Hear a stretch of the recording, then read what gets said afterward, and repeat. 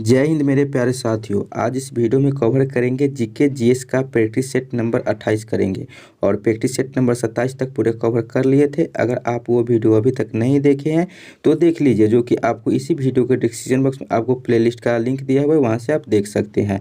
और आज इस वीडियो में टोटल करेंगे आपको 40 क्वेश्चन, जो कि आपको मोस्ट इंपोर्टेंट वीवीआई क्वेश्चन है। और आज पूरे 40 क्वेश्चन का एक बाई एक करके क्वेश्चन आंसर करेंगे। तो आप लोग बताइएगा लास्ट में कि 40 में आपको कितना स्कोर बन रहा है, यानी कि कितना सही हो रहा है।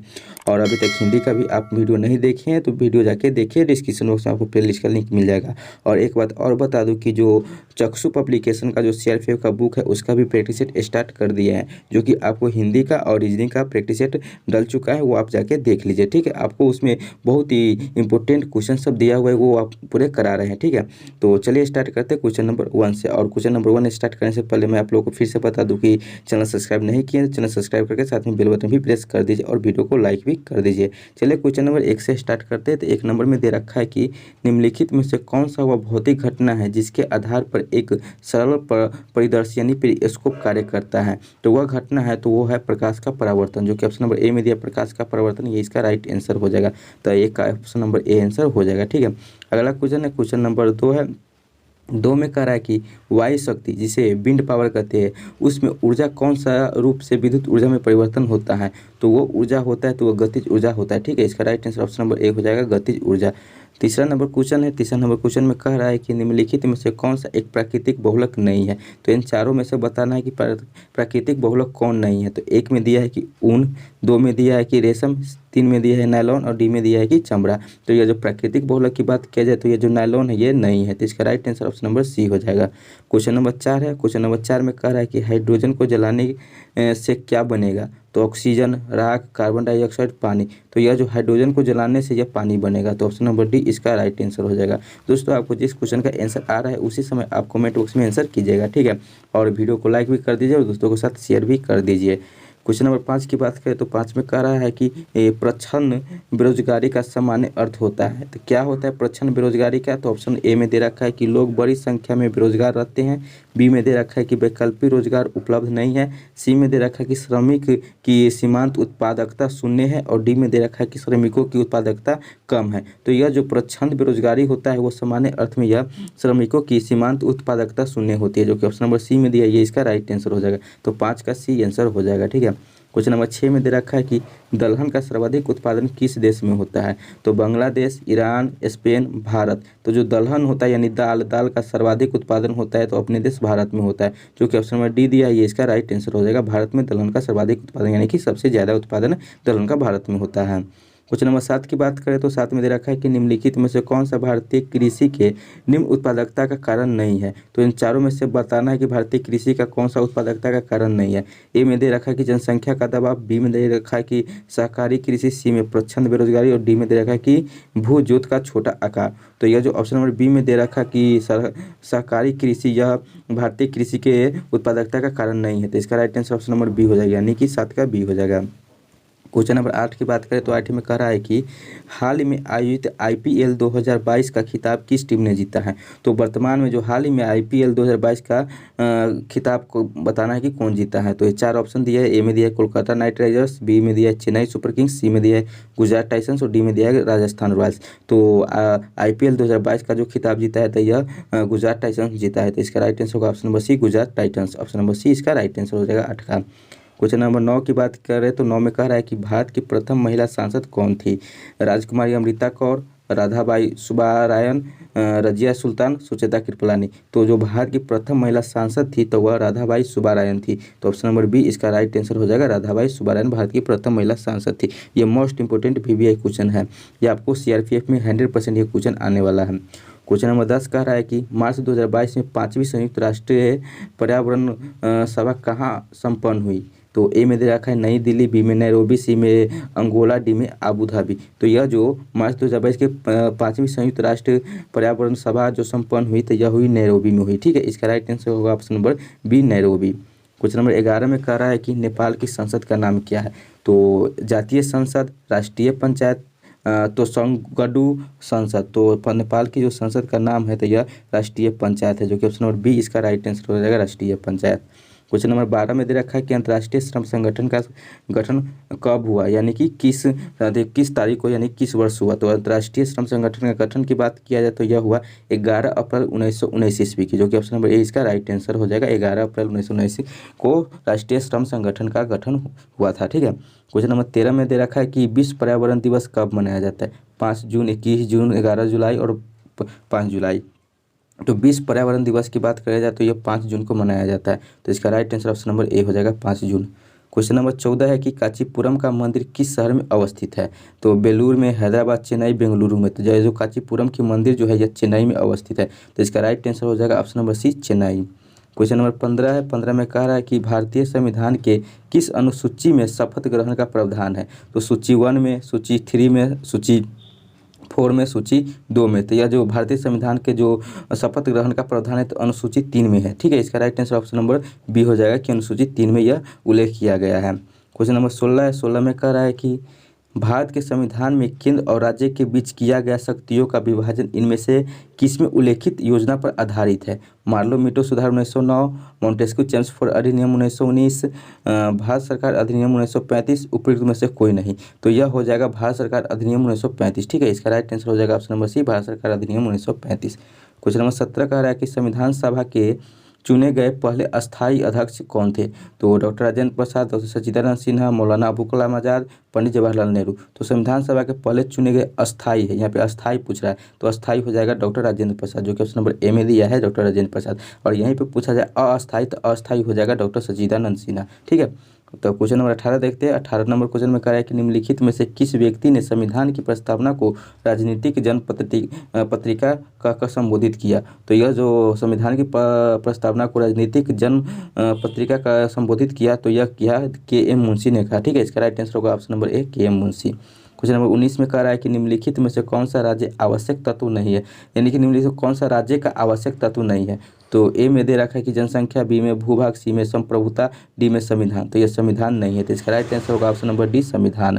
क्वेश्चन नंबर 20 में कह रहा है कि निम्नलिखित में से किसे संविधान द्वारा मौलिक अधिकारों को लागू करने की शक्ति दी गई है। तो ए में है भारत के सभी न्यायालयों की, बी में संसद को, सी में राष्ट्रपति को, डी में सर्वोच्च न्यायालय एवं उच्च न्यायालय को। तो इसका राइट आंसर हो जाएगा ऑप्शन नंबर डी, सर्वोच्च न्यायालय एवं उच्च न्यायालय को संविधान द्वारा मौलिक अधिकारों को लागू करने की शक्ति दी गई है। ठीक है। इसका right answer option number D हो जाएगा। क्वेश्चन नंबर 21 की बात करें तो 21 में कह रहा है कि भारतीय संविधान में राज्य के नीति निर्देशक तत्व को निम्न में से किस देश के संविधान से लिया गया है। तो नीति निर्देशक तत्वों को कहाँ से लिया गया है। तो ए में ऑस्ट्रेलिया, बी में आयरलैंड, सी में फ्रांस, डी में जापान। तो यह जो नीति निर्देशक तत्व लिया गया है तो यह आयरलैंड के संविधान से लिया गया है। तो ऑप्शन नंबर बी इसका राइट आंसर हो जाएगा, यानी कि 21 का बी हो जाएगा। क्वेश्चन नंबर 22 में कह रहा है कि निम्नलिखित में से किस समिति की संतुष्टि पर भारतीय संविधान में मूल कर्तव्य शामिल किया गया है। तो ए में दिया है कि स्वर्ण सिंह समिति, बी में जे.एम. वर्मा समिति, सी में बलवंत राय मेहता समिति, डी में बी.एन. राव समिति। तो यह जो स्वर्ण सिंह समिति के ऐसी कर्तव्य पर यह शामिल किया गया। ठीक है। ठीक है। इसका राइट आंसर होगा ऑप्शन नंबर ए, स्वर्ण सिंह समिति। क्वेश्चन नंबर 23 में कह रहा है कि राष्ट्रपति के निर्वाचन मंडल के सदस्य नहीं होते हैं। तो कौन नहीं होते। लोकसभा के निर्वाचित सदस्य, सभी राज्य की विधानसभाओं के निर्वाचित सदस्य, सी में दे रखा कि दिल्ली और पुडुचेरी विधानसभाओं के सभी सदस्य, और डी में दे रखा कि राज्यसभा के निर्वाचित सदस्य। तो इसका राइट आंसर हो जाएगा ऑप्शन नंबर सी, दिल्ली और पुडुचेरी विधानसभाओं के सभी सदस्य। तो ऑप्शन नंबर सी 23 का आंसर हो जाएगा। क्वेश्चन नंबर 24 में कह रहा है कि मंत्रिपरिषद व्यक्तिगत रूप से किससे प्रति उत्तरदायी होता है। तो यह जो मंत्रिपरिषद व्यक्ति रूप से जो प्रतिदायी होता है तो यह लोकसभा के प्रति उत्तरदायी होता है, जो कि ऑप्शन नंबर सी इसका राइट आंसर हो जाएगा। क्वेश्चन नंबर 25 कह रहा है कि निम्नलिखित यानी कि निम्नलिखित में से कौन संसद के दोनों सदनों की संयुक्त बैठक की अध्यक्षता करता है। तो यह करता है लोकसभा के अध्यक्ष करते हैं दोनों सदनों का। ठीक है। इसका राइट आंसर हो जाएगा ऑप्शन नंबर बी, यानी 25 का बी आंसर हो जाएगा। 26 नंबर क्वेश्चन में दिया हुआ है कि भारतीय संविधान का अभिभावक है। तो राष्ट्रपति, लोकसभा, मंत्रिमंडल, सर्वोच्च न्यायालय। तो भारतीय संविधान का अभिभावक है तो सर्वोच्च न्यायालय। ठीक है। इसका राइट आंसर हो जाएगा ऑप्शन नंबर डी, सर्वोच्च न्यायालय। क्वेश्चन नंबर 27 में दे रखा है कि भारत की किस समिति ने त्रिस्तरीय पंचायती राज व्यवस्था की सिफारिश की थी। तो ए में दे रखा है कि अशोक मेहता समिति, बी में बलवंत राय मेहता समिति, सी में जी.वी. के राव समिति, और डी में दे रखा है कि एल.एम. सिंघवी समिति। तो यह जो त्रिस्तरीय पंचायत राज समिति की सिफारिश की थी तो यह की थी बलवंत राय मेहता समिति। ठीक है। इसका right answer option number B हो जाएगा, बलवंत राय मेहता समिति। क्वेश्चन नंबर 28 कह रहा है कि भारत सरकार ने पर्यावरण संरक्षण अधिनियम कब लागू किया था। तो भारत सरकार ने पर्यावरण संरक्षण अधिनियम जो लागू किया था तो 1986 में किया था, जो कि ऑप्शन नंबर ए इसका राइट आंसर हो जाएगा। 1986 में भारत सरकार ने पर्यावरण संरक्षण अधिनियम लागू किया था। क्वेश्चन नंबर 29 है कि आंतरिक सुरक्षा अकादमी कहाँ अवस्थित है? माउंट आबू में, नासिक में, हैदराबाद, पुणे में। तो जो अंतरिक्ष का आंतरिक सुरक्षा अकादमी अवस्थित है तो यह माउंट आबू में अवस्थित है। ठीक है, इसका राइट आंसर होगा option number A, mount Abu. Question number 30 है। 30 में कह रहा है कि प्रिंस ऑफ वेल्स कप किस खेल से संबंधित है? तो ये प्रिंस ऑफ वेल्स जो संबंधित है तो यह गोल्फ से संबंधित है, जो कि ऑप्शन नंबर ए दिया हुआ है गोल्फ। ये इसका राइट आंसर हो जाएगा कि Prince of Wales cup golf से संबंधित है। क्वेश्चन नंबर 31 की बात करें तो 31 में दे रखा है कि निम्नलिखित में से बिहार का कौन सा जिला नेपाल के साथ सीमा साझा नहीं करता है? इस चारों में से बताना है कि बिहार का ये चारों जिला का नाम है, जो कि बिहार में टोटल 38 जिला है, तो इसमें ये 4 जिला का नाम दिया गया है जो कि नेपाल की सीमा से टच नहीं करता है। तो ए में दिया है कि पश्चिम चंपारण, पश्चिम चंपारण तो करता है। बी में दिया है सुपौल, सुपौल भी करता है। सी में दिया है मधुबनी, मधुबनी भी करता है। लेकिन डी में दिया है मधेपुरा, तो मधेपुरा यह नेपाल से नहीं टच करता है, तो इसका राइट आंसर हो जाएगा ऑप्शन नंबर डी, मधेपुरा। ठीक है, क्वेश्चन नंबर 32 की बात करें तो 32 में दे रखा है कि जारवा जनजाति किस राज्य या केंद्र शासित प्रदेश में निवास करती है? तो झारखंड में, असम में, लक्षद्वीप में, अंडमान निकोबार में। तो यह जो जारवा जनजाति जो है यह अंडमान निकोबार में यह निवास करती है, तो इसका राइट आंसर हो जाएगा option number D, Andaman Nicobar. Question number 33 है कि बिहार आने वाला पहला अंग्रेज यात्री था। तो बिहार में पहला कौन अंग्रेज यात्री था जो प्रथम बार यानी कि पहली बार आया था? ए में दिया है कि जॉन मार्शल, बी में दिया है कि पीटर मुंडी, सी में दिया है कि राल्फ फिंच, और डी में दिया है कि बिशप। तो यह जो बिहार आने वाला बिहार आने वाला पहला अंग्रेज यात्री थे तो यह राल्फ फिंच थे। ठीक है, इसका राइट आंसर हो जाएगा option number C, Ralph Finch.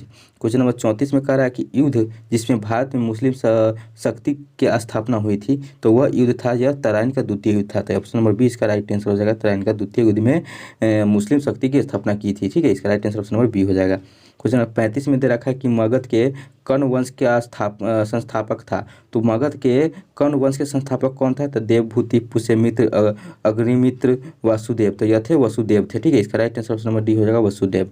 Question number 36 है। 36 में कह रहा है कि किनके द्वारा लंदन में ब्रिटिश इंडिया सोसाइटी की स्थापना की गई थी? तो ए में दिया है कि राधाकांत देव, बी में दादा भाई नौरोजी, सी में जॉर्ज थॉमस, और डी में दिया है कि विलियम एडम्स। तो यह जो विलियम एडम्स थे इनकी के द्वारा लंदन में ब्रिटिश इंडिया सोसाइटी की स्थापना की गई थी। तो इसका right answer option number D हो जाएगा, यानी कि 36 का डी आंसर हो जाएगा। बात करें 37 नंबर क्वेश्चन को, तो 37 नंबर क्वेश्चन में दे रखा है कि देव समाज का संस्थापक निम्न में से कौन था? ये चारों में से बताना है कि देव समाज का संस्थापक कौन था। तो एक में है वल्लभ भाई पटेल, बी में दिया है दादा भाई नौरोजी, सी में दिया है कि शिव नारायण अग्निहोत्री, और डी में दे रखा है कि रामकृष्ण परमहंस। तो यह जो देव समाज के संस्थापक थे तो यह शिव नारायण अग्निहोत्री थे। तो ऑप्शन नंबर सी इसका राइट आंसर हो जाएगा, यानी कि 37 का सी हो जाएगा। 38 नंबर क्वेश्चन में है कि विधवा पूर्ण विवाह अधिनियम किसके शासनकाल में क्रियान्वित किया गया है? तो विधवा पूर्ण विवाह जो बताना है तो जो ऑप्शन नंबर बी में दिया है कि लॉर्ड कैनिंग, इसी के शासनकाल में क्रियान्वित किया गया है। तो इसका राइट आंसर होगा ऑप्शन नंबर बी, यानी कि 38 का बी आंसर हो जाएगा। क्वेश्चन नंबर 39 है। 39 में दे रखा है कि 1904 में क्रांतिकारियों की गुप्त संस्था अभिनव भारत का गठन किया। तो 1904 में क्रांतिकारियों की गुप्त संस्था अभिनव भारत का गठन कौन किया? तो ए में दे रखा है कि लाला लाजपत राय, बी में कृष्ण कुमार मित्र, सी में दिया है कि बी.डी. सावरकर, और डी में दे रखा है अजीत सिंह। तो यह बी.डी. सावरकर ने किया। तो इसका राइट आंसर होगा option number C, B D. Savarkar. 39 का सी आंसर हो जाएगा। और 40 नंबर क्वेश्चन है और आज इस सेट का यानी कि सेट नंबर 28 का लास्ट क्वेश्चन है। तो 40 नंबर में दे रखा है कि अगस्त सन 1923 के बनारस हिंदू महासभा की अधिवेशन की अध्यक्षता की तो किसने की? तो ए में दे रखा है कि स्वामी श्रद्धानंद, बी में दे रखा है कि राजेंद्र प्रसाद, और सी में दे रखा है कि लाला लाजपत राय, डी में दे रखा है कि पंडित मदन मोहन मालवीय। तो यह जो बनारस हिंदू महासभा के अधिवेशन की अध्यक्षता की तो यह की स्वामी श्रद्धानंद की। तो इसका राइट आंसर हो जाएगा ऑप्शन नंबर ए। तो दोस्तों ये था आपको जीके जीएस का प्रैक्टिस सेट नंबर 28 का टोटल 40 क्वेश्चन। तो आप लोग बताइए कि इस 40 में आपका कितना सही हुआ है। अपना स्कोर जरूर शेयर कीजिएगा। और दोस्तों अभी तक चैनल सब्सक्राइब नहीं किए तो चैनल सब्सक्राइब करें, साथ में बेल बटन कर दीजिए, सब्सक्राइब करके बेल बटन भी प्रेस कर दीजिए, और वीडियो लाइक भी कर दीजिए और दोस्तों को शेयर भी कर दीजिए। और अभी तक व्हाट्सएप ग्रुप से नहीं जुड़े तो व्हाट्सएप ग्रुप से जुड़ जाइए, जो कि व्हाट्सएप नंबर है 7352487318, यानी 7352487318। यह मेरा व्हाट्सएप नंबर है। इस पर आप मैसेज कीजिएगा तो आपको डायरेक्ट व्हाट्सएप ग्रुप में जोड़ दिया जाएगा। या आप खुद से व्हाट्सएप ग्रुप में जुड़ना चाहते हैं तो इसी वीडियो को डिस्क्रिप्शन बॉक्स में आपको व्हाट्सएप का डायरेक्ट लिंक दिया हुआ है, वहाँ पर क्लिक करके व्हाट्सएप ग्रुप में जुड़ सकते हैं। ठीक है। और दोस्तों एक बात और इम्पोर्टेंट बता दूं कि जो चक्षु पब्लिकेशन का जो आपको सीआरपीएफ का जो बुक है, जो बहुत इम्पोर्टेंट बुक है, जिसका आपको हम अभी हिंदी का और रीजनिंग का प्रैक्टिस सेट करा रहे हैं। ठीक है, तो वो अभी तक नहीं देखे हैं तो वो भी देख लीजिए। आपको बहुत ही अच्छा प्रैक्टिस सेट दिया गया है, वो आपको 100% सिलेक्शन दिला सकता है, ठीक है। और साथ में ये भी करते रहिए, ठीक है। तो आपको ये सब मिलाकर आपको तैयारी करने में बहुत ही आपको सुविधा होगी। तो आप लोग सारा वीडियो देखते रहिए और दोस्तों के साथ भी शेयर कर दीजिए। चलिए दोस्तों, फिर मिलेंगे अगले वीडियो में अगले टॉपिक के साथ, अगले प्रैक्टिस सेट के साथ। तब तक के लिए जय हिंद, जय भारत।